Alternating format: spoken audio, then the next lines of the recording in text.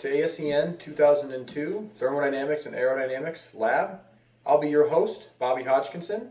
This is our first video covering the logistics and expectations of the lab. Before we cover the logistic and expectations of the lab, I'd like to introduce myself. But before I do that, I want to give you a quick reminder to do the orientation for the pilot and the aerospace engineering department in general to get access to the lab computers and the lab spaces that you'll need for in-person activities for this class and other classes. So a little bit about myself. I graduated the CU Engineering Department in Aerospace in 2011 with my bachelor's and master's. SCO buffs. After graduation, I worked at the University of Florida for 2 years in a robotics research department. Then this position opened up in 2013 back here at the University of Colorado in the Aerospace Engineering Department. I chose to come back here because it's a fantastic place to live, a fantastic place to work. SCO buffs again. Some things that I like to do in my part-time: fly a little DJI Mavic drone around, take pictures of my backyard, of this pretty area that we live in. I also recently purchased a motorcycle that you can see a picture of down in the lower part of the slide. That was my winter project. Got it up and running, and it's a fun little thing to drive around. I've got two little gorgeous girls that you can see on the screen. They're absolutely my world. I love them to death.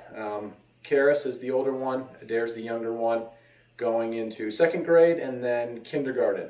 So I'm really into DIY activities, home improvement, home repair, aspects around my house, different projects. I recently put in a pool, which we will look at for the buoyancy lecture in a couple weeks here. So you will be invited virtually, of course, to my backyard pool. You can also find my professional account on Twitter at bhodge6. So here on this slide, you can see pictures of my senior project. We were tasked with designing an underwater localization and communication system for a small underwater vehicle. The name of the project was CU Boat.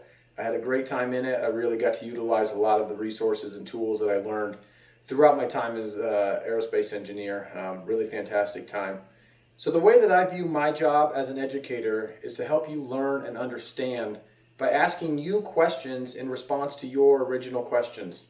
We really want you to ask intelligent questions, and then I'll respond to those questions in such a way that will help guide you along the process and ultimately help you answer your own question. That's one of the best ways to really establish a firm understanding of the material, and that's the approach that we're going to take in the lab. So lab is going to look a little bit different this semester. In-person activities are split up between 3 different rooms. We're hoping to have a TA or a TF in each one of the rooms, and I'm going to go in between the rooms to help answer questions. Inside of these rooms, we need to make sure that we socially distance. 1 person per station. The stations have been set at least 6 to 8 feet apart from each other. We need to maintain the social distancing rules, and we need to have masks on at all times in these rooms. So that means, of course, no eating or drinking in the rooms. Please refer to your emails for strict guidelines on where that is allowed. We're going to have a Zoom session that's staffed by either a TA or a TF. At least 1 person will be staffing that Zoom session throughout the entirety of the lab activities from 8:30 to 5 o'clock on Wednesdays. As things evolve and if students start moving more work to a remote aspect, we'll have more personnel on those Zoom sessions to help answer the questions regarding the lab that come up. So please take a look on Canvas after week 1 for the assigned seats. We're going to place individuals that are working in a group close together in these 3 rooms, depending on the section of the enrollment. We're going to do that to hopefully have you have a closer proximity for your teammates to allow for easier communication and coordination. So in person, you're not expected to attend in person, but participation is definitely encouraged. If you're able to make it to campus in person, we'll have some activities for you that you can do physically. If you're not able to make it to campus in person for whatever reason, I would definitely appreciate if you log into the Zoom session during your respective time. That's mainly for your group coordination and discussion with your group members and then also the instructional faculty. When you come to campus, make sure you complete the daily health survey as required by campus administration. Now, like I said on the previous slide, if and when more people start attending the remote Zoom sessions, we'll move lab personnel, TAs and TFs, to help staff that Zoom session instead of staffing the sections in person. One thing that I would really like to point out is that all of our safety is paramount in all of these lab activities and any time that you're on campus and in person. The instructional team is here to give you the best learning opportunities given the constraints that are imposed on us by campus. Of course, things are different here now, but we still have high standards. We're going to hold you as the students to those high standards that set this aerospace department apart from all the rest in the country, and we expect you to hold us to those high standards as well. We're going to have a poll that gets sent out that gives you an opportunity to list some preferences for your group work environment. There's going to be more information on that later in this video. Here's a look at a 30,000 foot view, so kind of a wide range, wide picture view of the rest of the semester for ASEN 2002. Weeks 1 through 7 are going to focus on a balloon design lab, which I'll cover in a later video. We're going to have an option to do a scale model experiment in person for those of you that are able to do so, and that for those of you that wish to do so. There will be an individual quiz in the middle. Now the purpose of this quiz is to give us on the instructional team an idea of where you are in the design process. The design lab will culminate with a 15-minute recorded presentation that you will create with your 4 group members.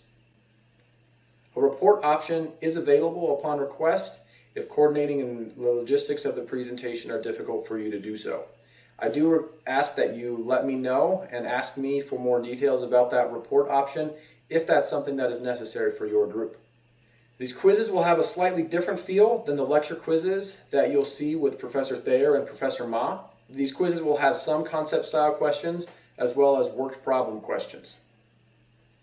At the midpoint in the semester, week 8, we'll have some group dynamics work that's either going to be done in person or over Zoom that will build and extend upon the work that Professor Wingate and Professor Johnson are exposing you to in 2001.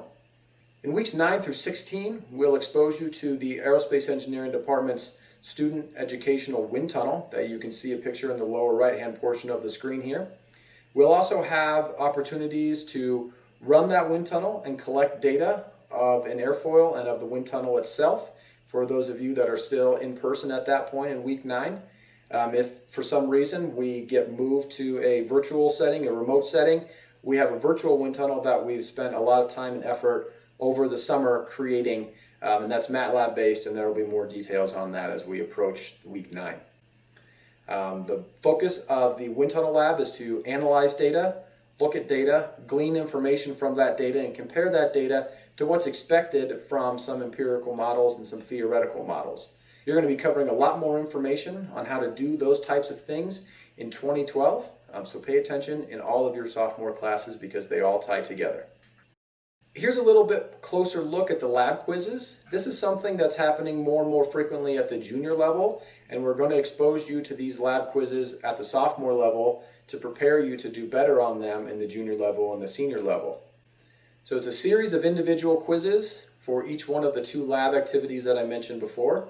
We're going to have one quiz at the midpoint to give an idea of where you are along the process, how you're grasping the material, and then a final quiz after the submissions have been submitted so we can get an idea of the individual contributions from each member of the team. The best way to prepare for these quizzes is to actively participate in your lab with your group. Ask questions of the instructional team and each other. Ask each other these questions. Ask your teammates what they're doing, what they're thinking, why they're thinking that. And then also they're going to ask you similar things. This is one of the best ways to establish a firm understanding of the material that's presented in lab and the material that you're working on understanding. Be familiar with every aspect that your team members are working on. You don't have to work on this lab completely individually in order to understand the material that somebody else is contributing to your team. Now, these quizzes will have a different format than the lecture quizzes. There will be a 1-hour window from when you start the quiz to finish the quiz, and you will have a week to do so. There will be more information on these quizzes as we get closer to the first one. The lab talking points will be presented in short videos similar to this one. We'll post these videos a few days ahead of the scheduled lab time on Wednesday. Please watch the video before lab. It should only require 10 to 30 minutes depending on the week and depending on the activities. With these short videos, we're asking that you watch them ahead of time so that when you come into lab, either in person or remotely, you can get with your group members right away and start working on the tasks that you've been prepared for by the videos that were posted ahead of time. For those of you that have participated in flipped classrooms, this is kind of like a flipped lab part of the classroom. For those of you that have participated in flipped classrooms, you can think of this as the flipped classroom complement to lab activities. So be ready to work in your lab first thing. Don't expect the basic introduction either posted or in person. All of that will be done ahead of time and you will come into lab right away and start working. Now, additional work will likely be required for all of these lab activities. You can see down the sub-bullet that the campus guidelines for lab time, total lab time, is 2 hours scheduled in lab per week per credit hour, plus 3 hours per week per credit hour outside of regular lab time. Now, I'm not going to hold office hours, but I am available for communication over email or over the Slack channel, so please use that accordingly.